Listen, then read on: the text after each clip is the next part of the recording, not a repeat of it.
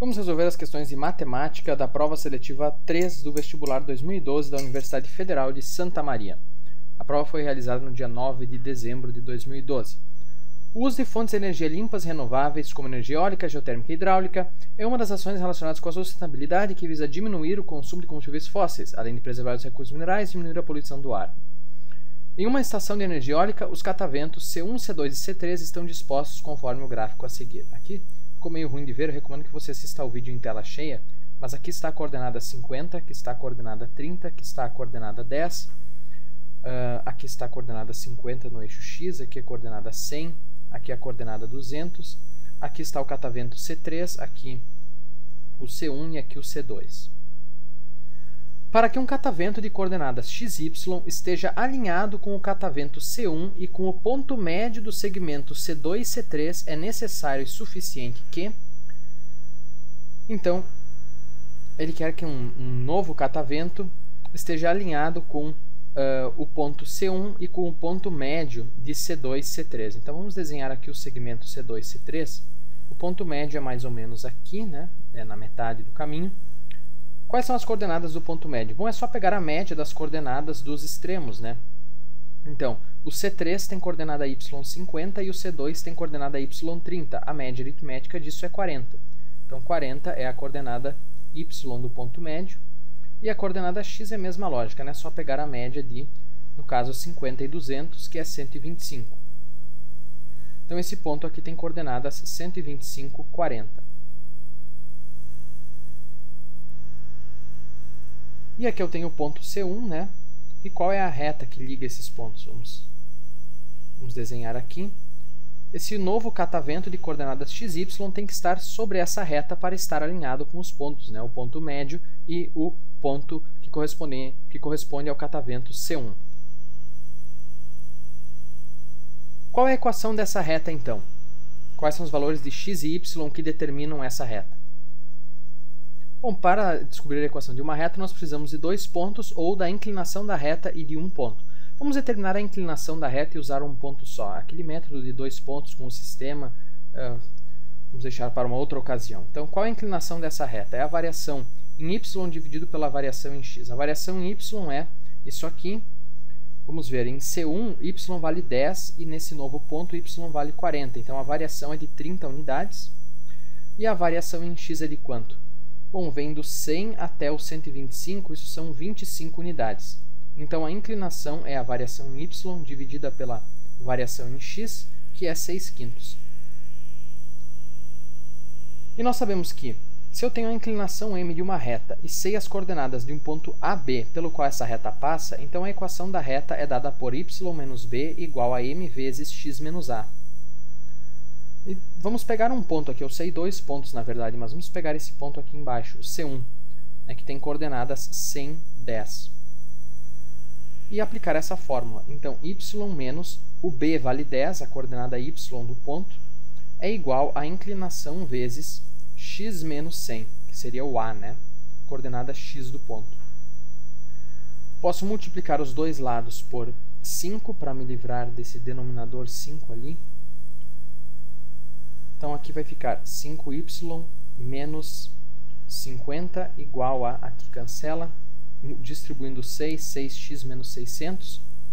Agora, subtraio 6x dos dois lados e somo 600 dos dois lados. Eu vou ficar com menos 6x mais 5y, menos 50 mais 600 é mais 550 igual a 0. Isso é a alternativa E. Essa é a equação da reta. Vamos para a próxima questão. O lixo ainda é um dos principais desafios dos governos na área de gestão sustentável. Na última década, o Brasil deu um salto importante no avanço para a gestão correta dos resíduos sólidos. O gráfico mostra dados do Ministério do Meio Ambiente sobre o número de programas de coleta seletiva em 2000 e 2008. Então, em 2000 eram 450, em 2008, 994. Supõe-se que o número de programas de coleta seletiva é expresso por f de x igual a x ao cubo menos x ao quadrado mais 12x mais b, com a e b pertencendo ao conjunto dos números reais. Em que x é o tempo em anos, x igual a 0 corresponde a 2000, x igual a 1 corresponde a 2001 e assim por diante. De acordo com esse modelo, o número de programas de coleta seletiva em 2002 é igual a... Então ele quer saber, na verdade, o valor de f de 12, né? X igual a 12 corresponde a 2012. Mas para isso nós temos que determinar esses coeficientes aqui, né? O termo independente e esse coeficiente A, para poder calcular então f de 12. Bom, o termo independente é bem fácil de descobrir, né? Nós temos esse gráfico aqui, isso é uma função polinomial, e o gráfico de uma função polinomial cruza o eixo y no valor do seu termo independente, né? Então o termo independente equivale a 450. Eu posso até escrever 450 aqui, porque afinal, quando que um gráfico cruza o eixo y? Quando x vale 0, né? Lembre-se, 2000 equivale a x igual a 0, 2008 equivale a x igual a 8. E quando x vale 0, tudo que tem x desaparece, e só sobra o termo independente. Então o termo independente é 450. Agora, para determinar o A, nós podemos pegar f de 8. Eu sei o valor de f de 8, é 994. Então f de 8, que é o valor, né? É o número de programas de coleta seletiva em 2008, é 994. Agora é só colocar o 8 no lugar do x e isolar o A. Então eu fico com A vezes 8 ao cubo. 8 é 2 ao cubo. 2 ao cubo, eu multiplico os expoentes, fica 2 na nona, que dá 512. Menos 64, mais 12 vezes 8 é 96, mais 450, isso é 994. Então, 512 vezes A é igual a, vamos ver, menos 64 mais 96, isso dá 32, mais 450 dá 482. Agora, subtraindo 482 dos dois lados, vai dar, vamos ver, 512. Então, 512A é igual a 512, portanto, A vale 1. Então, a nossa função é 1x ao cubo menos x ao quadrado mais 12x mais 450. Mas o problema quer saber quanto que é f de 12, qual é o número de programas de coleta seletiva que vai ou que deve existir em 2012, de acordo com esse modelo. Então é só colocar o 12 no lugar do x, f de 12 é igual a 1 vezes, ou 1 vez 12 ao cubo. Quanto que é 12 ao cubo? 12 ao quadrado é 144, vezes 12 dá 288, 144, 8271. 1728 menos 12 ao quadrado é 144, 12 vezes 12 é 144, mais 450, aqui dá 0. Agora vamos somar 450 aqui, é 8712. 2.178 programas de coleta seletiva previstos para 2012, segundo esse modelo. Alternativa D. Vamos para a próxima questão. Acho que a próxima questão está aqui em cima.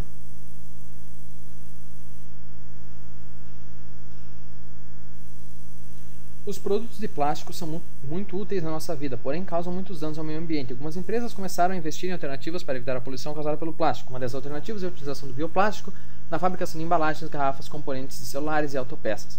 Uma embalagem produzida com bioplástico tem a forma de um prisma hexagonal regular, com 10 cm de aresta da base e 6 cm de altura. Qual é o volume em centímetros cúbicos dessa embalagem?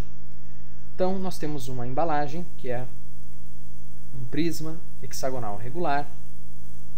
Tem um polígono regular, você já vai lembrando lá seus conhecimentos a respeito disso.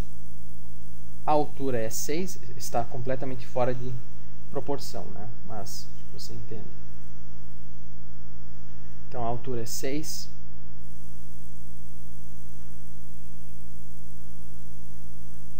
Vamos desenhar aqui. Certo? Então, essa é a forma da embalagem. A gente quer saber o volume dessa embalagem. O volume de um prisma qualquer é a área da base vezes a altura. Área da base vezes 6. Então, qual é a área desse hexágono regular aqui? Bom, eu realmente não lembro da fórmula que me diz a área de um hexágono regular dado o seu lado. Mas nós podemos calcular a área mesmo assim, né? Vou desenhar aqui um hexágono regular, ou mais ou menos regular. Então, o lado dele mede 10. Então, se ele é um hexágono regular, ele vai estar inscrito em uma circunferência, que vai ficar bem torto, mas ele está inscrito em uma circunferência. O centro dele é igual ao centro da circunferência. e todos os pontos então estão em cima da circunferência, certo? Esse ângulo central aqui é 60 graus, porque é 360 dividido pelo número de lados. E naturalmente essa distância aqui é o raio da circunferência, essa distância aqui também é o raio da circunferência. E eu posso dividir esse hexágono aqui em 6 desses triângulos, né? Porque como o ângulo central é 60 graus e o total é 360, eu posso fazer 6 desses triângulos. Então, se eu conseguir determinar a área de um desses triângulos, eu posso multiplicar por 6 e eu vou ter a área do hexágono regular, e daí eu vou descobrir o volume do prisma. Então, vamos lá. Vamos pegar esse triângulo aqui. Determinar a área dele. Então, aqui mede 60 graus. Aqui mede 10, aqui mede R, aqui mede R. Esse triângulo é um triângulo isósceles, tem dois lados com a mesma medida. Então, esse ângulo aqui, vamos supor que a medida é x, vai ser igual a esse ângulo aqui. Então, os dois ângulos têm medida x e nós sabemos que a soma dos ângulos internos de um triângulo qualquer é 180 graus. Então, 2x é igual a 120 graus, x é igual a 60 graus. Então, esses dois ângulos aqui medem 60 graus. Então, nesse triângulo, os três ângulos internos medem 60 graus. A única possibilidade é que esse triângulo é um triângulo equilátero. Todos os lados têm a mesma medida. Então, esse R aqui, na verdade, vai ser igual a 10, e esse R também vai ser igual a 10. Agora, nós podemos determinar a área desse triângulo de inúmeras formas, né? Talvez você lembre da fórmula da área de um triângulo equilátero, ou você pode determinar a altura aqui com um pouco de trigonometria, ou usando a fórmula de Herão também, mas eu vou determinar a área com aquela fórmula que envolve dois lados e o seno do ângulo formado por eles. Então, a área desse triângulo é igual a 1/2 vezes o produto das medidas de dois lados, então 10 vezes 10, vezes o seno do ângulo formado por esses dois lados, então vezes o seno de 60 graus. Isso vai ser igual a seno de 60 graus é raiz quadrada de 3 sobre 2, então eu vou ter 10 dividido por 2 é 5, 10 dividido por 2 é 5, é 25 raiz quadrada de 3. Essa é a área de um desses triângulos. 25 raiz quadrada de 3. Mas lembre-se, em todo o hexágono são 6 triângulos iguais a esse. Então, a área total do hexágono vai ser a área de um triângulo vezes 6. Então, a área total do hexágono, vamos fazer assim, ou podemos chamar de área da base, né? Que é a base do prisma, é 6 vezes a área de um daqueles triângulos. Então, é 6 vezes 25 raiz de 3, que é 150 raiz quadrada de 3. Centímetros quadrados, já que as medidas aqui estão em centímetros. Agora, o volume é só pegar a área da base e fazer vezes 6. Então, isso vai dar 900 raiz quadrada de 3. Alternativa C. Certo? Nós não precisamos aqui dessa fórmula apenas, mas tem muitas outras maneiras de encontrar a área de um triângulo equilátero, né? Mas também tem aquela fórmula da área do hexágono regular, que seria ainda mais fácil, mas eu realmente não lembro dela agora. Mas enfim, alternativa C. Vamos para a próxima questão, acho que é a penúltima.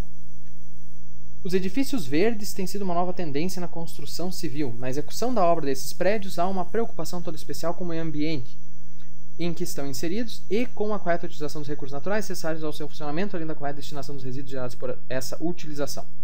A demarcação do terreno onde será construído um edifício verde foi feita através dos pontos P1, P2, P3 e P4, sendo o terreno delimitado pelas poligonais P1, P2, P2, P3, P3, P4 e P4, P1, medidas em metros. Sabendo que P1, P2, P3 e P4 representam, respectivamente, a imagem dos complexos Z1 igual a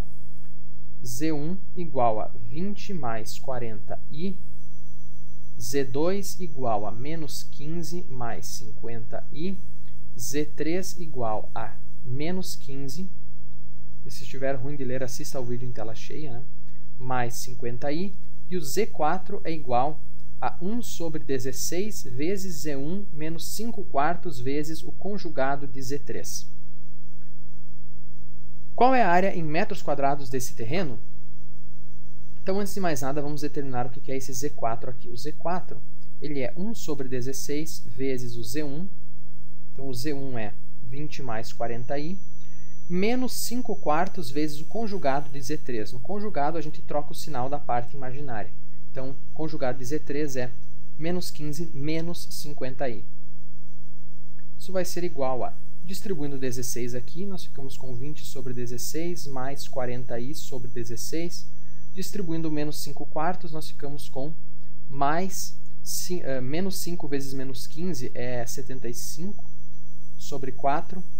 E menos 5 quartos vezes menos 50i é mais 250. Aliás, aqui eu cometi um erro.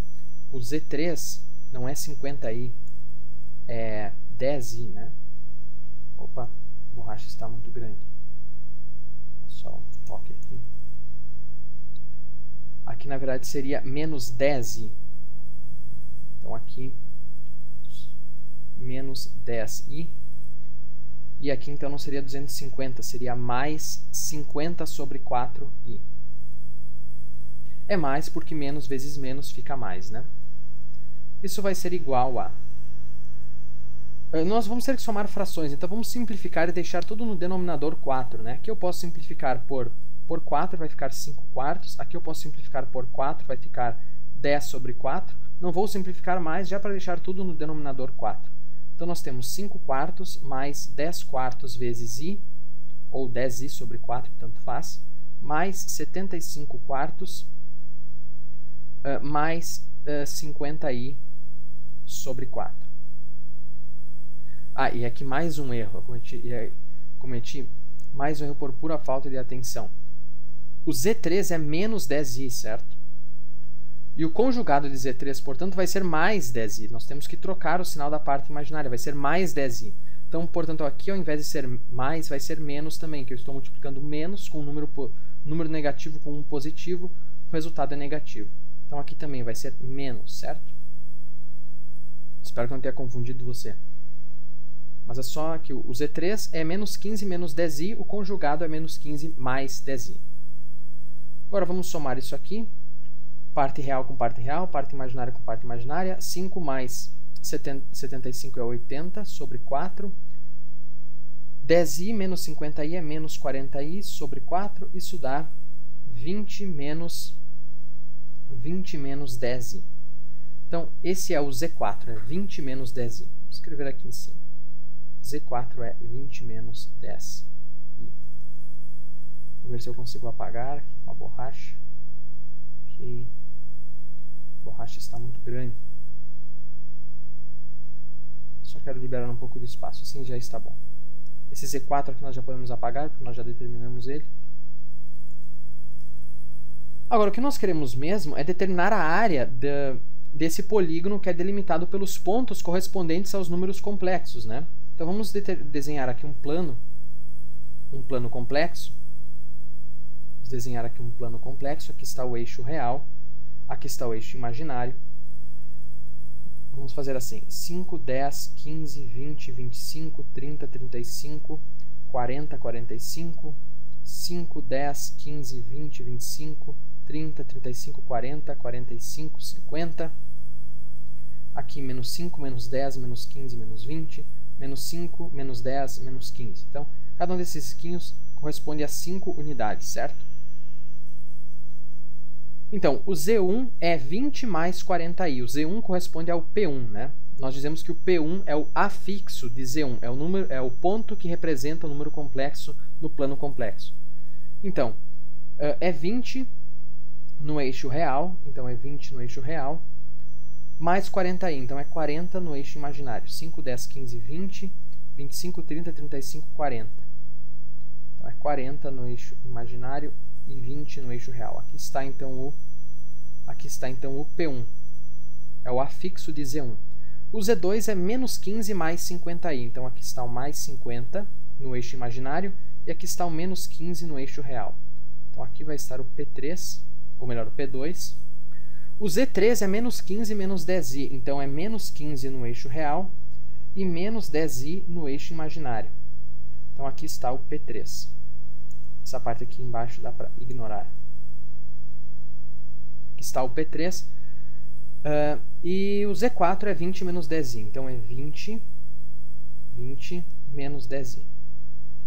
20 no eixo real e menos 10 no eixo imaginário. Então aqui está o P4. E o formato do terreno é delimitado pelas poligonais, então, P1, P2, então P1, P2, P2 e P3, P2 e P3, P3 e P4 e P4, P1. Então, qual é a área desse terreno, então? Opa, aconteceu alguma coisa aqui. Qual é a área desse terreno? Bom, isso aqui é um trapézio, certo? Porque eu tenho duas bases paralelas. O P2 e o P3 são paralelos ao eixo imaginário, porque os pontos têm a mesma coordenada real. E o P1 e P4, o segmento P1 e P4 também é paralelo ao eixo imaginário, porque eles também têm uma mesma coordenada no eixo real, 20 no caso. Então eu tenho bases paralelas e tenho aqui uma altura, isso aqui é um trapézio. O trapézio tem dois lados paralelos entre si e os outros dois lados não paralelos. Bom, a base menor desse trapézio mede quanto? Bom, vem aqui do menos 10 até o 40. Do menos 10 até o 40 são 50 unidades. A base maior vem aqui do menos 10 até os 50. Isso são 60 unidades. E a altura, no caso a altura é essa medida aqui, o trapézio está deitado, digamos assim, por isso a altura é horizontal. Ela vem aqui do menos 15 até o mais 20, então são 35 unidades. Qual é a área do trapézio? Bom, é a base maior, ou a base menor mais a base maior, vezes a altura, dividido por 2. Está tudo em metros, o problema diz, né? Então o resultado vai ser em metros quadrados.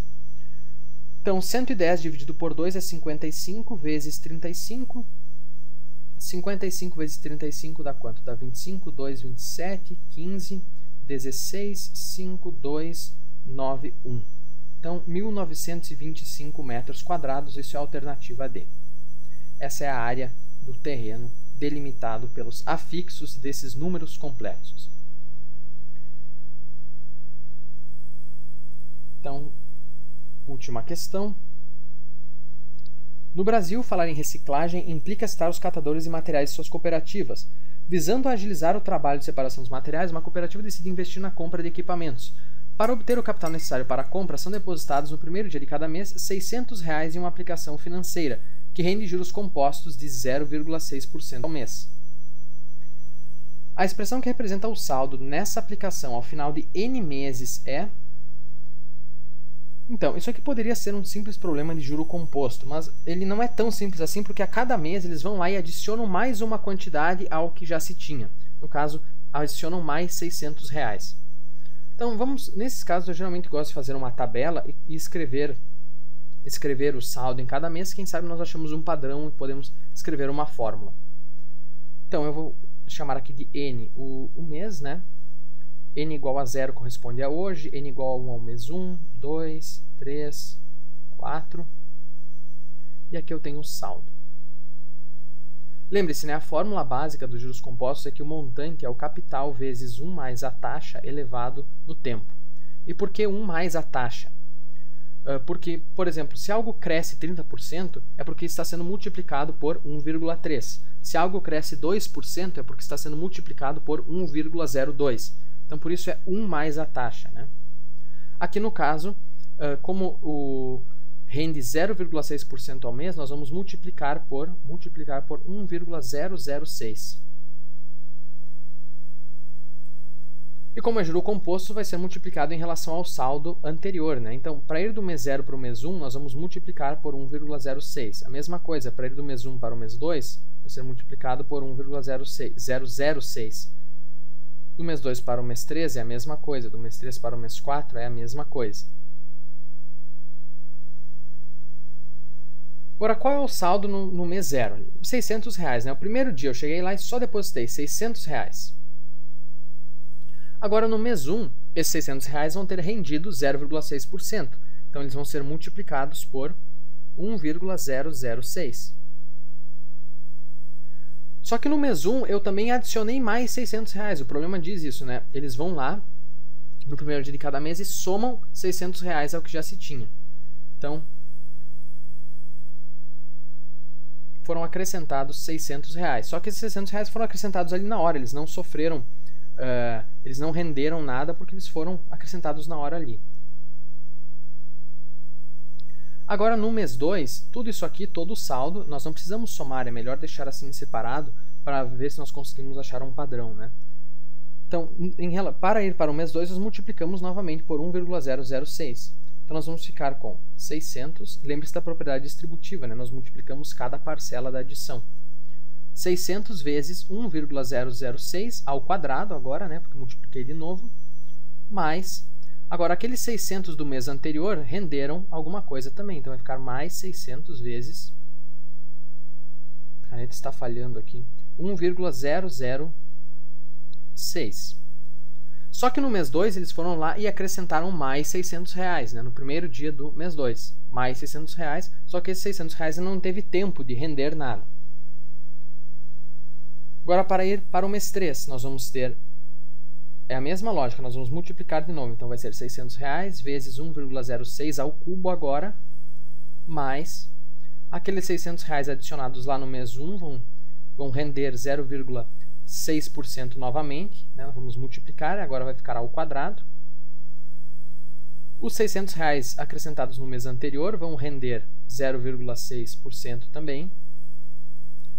Só que no mês 3 eles vão lá e adicionam mais R$600. Lembre-se, a cada mês é mais R$600. Só que esses R$600, como foram acrescentados ali na hora, não renderam nada ainda. Eu acho que você já está percebendo o padrão aqui, né? Nós vamos para o mês 4 e depois nós vamos ir direto para o mês N. Então, no mês 4, é só multiplicar novamente por 1,006. Então, nós vamos ficar com 600 vezes 1,006 na quarta, mais, está falhando aqui a caneta, na quarta, né? Agora mais 600 vezes 1,006 ao cubo, mais 600 vezes 1,006 ao quadrado, mais 600 vezes...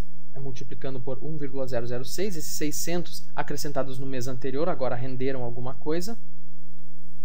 Só que no mês 4, né, como em todo mês, eles vão lá e adicionam mais R$600, que não renderam nada ainda porque recém foram acrescentados.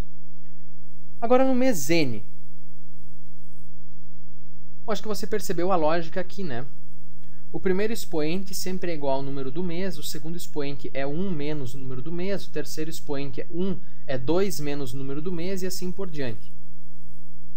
Então, no mês N, o saldo vai ser de 600 vezes 1,006 elevado na N, mais 600 vezes 1,006 elevado na N-1, o expoente vai diminuindo uma unidade, mais 600 vezes 1,006 elevado na N-2, e assim por diante.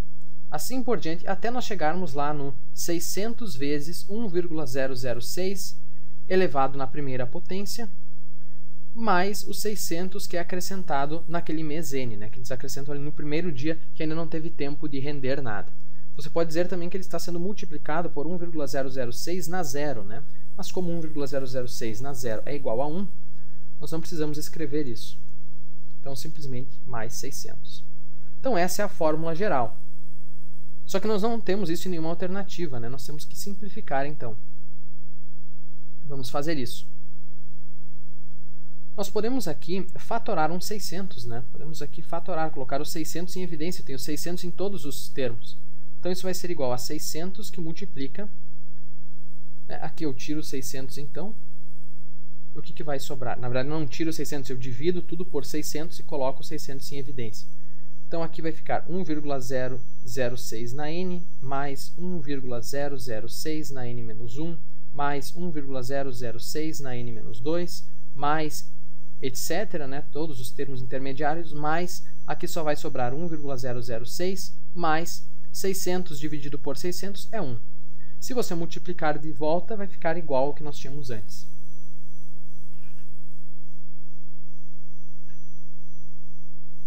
Agora, o que é essa soma que está dentro do parênteses aqui? Bom, isso aqui é, na verdade, uma progressão geométrica, né? É uma progressão geométrica. Vamos ler essa progressão de trás para frente. Só vou inverter a ordem aqui para não confundir você. Eu só vou inverter aqui. Então, 1 mais 1,006 mais, vamos colocar as reticências, mais 1,006 na n-2, mais 1,006 na n-1, mais 1,006 na n. Só invertir a ordem aqui da adição, isso não altera em nada o resultado, mas vai ficar mais fácil de visualizar o seguinte. Isso aqui, na verdade, é uma progressão geométrica, certo? Porque eu começo com o A1. O A1 dessa progressão geométrica seria o 1, né? E a razão dessa progressão geométrica é 1,006. 1,006. Porque cada termo seguinte é o anterior vezes 1,006, né? Veja aqui. Para ir do 1,006 na n-2 para 1,006 na n-1, eu multiplico 1,006. Da mesma forma aqui. Se você quiser comprovar, você pode dividir um termo pelo anterior e você vai ver que é igual à razão. Você pode pegar esse termo e dividir pelo anterior, ou esse termo e dividir pelo anterior. Você vai ver que é igual à razão. Aqui também fica bem fácil de perceber isso, né? Que você tem 1,006, daí 1,006 quadrado, 1,006 ao cubo. Estamos sempre multiplicando pela razão, multiplicando por 1,006. Então, isso é uma progressão geométrica. Eu quero achar a soma dos termos dela, né? Isso tudo aqui é a soma de uma PG. A soma dos termos de uma PG. O A1 é 1 e o AN, o último termo é 1,006 na N. E qual é a fórmula das somas dos termos de uma PG? Bom, é o A1 vezes a razão elevado na N, né? A soma dos N primeiros termos, né? Aqui nós temos N termos. Então, é Q na N menos 1 dividido por Q menos 1. Essa é a fórmula, se você lembra lá, das progressões geométricas. Se você não lembra, assista aos vídeos sobre isso ali na lista de reprodução sobre progressões. Então, isso vai ser igual a 600 vezes... O A1 vale 1, então nós nem precisamos escrever na multiplicação. Agora, Q na N. O Q é 1,006 na N menos 1 dividido por Q menos 1. 1,006 menos 1 é 0,006. Agora, nós podemos escrever isso aqui também como 600 dividido por 0,006, que multiplica 1,006 na n menos 1, né? Agora, 600 é 6 vezes 10 ao quadrado, 0,006 é 6 vezes 10 na menos 3, 6 dividido por 6 dá 1, e 10 ao quadrado dividido por 10 na menos 3 é 10 na quinta. Então, isso vai ser igual a 10 na quinta, que multiplica 1,006 na n menos 1, e 10 na quinta é 100.000, né? Então, isso vai ser igual a 100.000, que multiplica 1,006 na n menos 1. Isso é a alternativa E.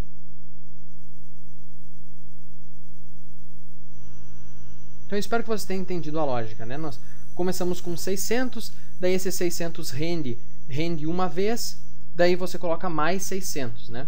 Daí você vai para o próximo mês. Aquele 600 inicial conseguiu render já 2 vezes, mas os 600 que você pôs antes rendeu apenas uma vez, por isso o expoente aqui é 1 e o expoente aqui é 2.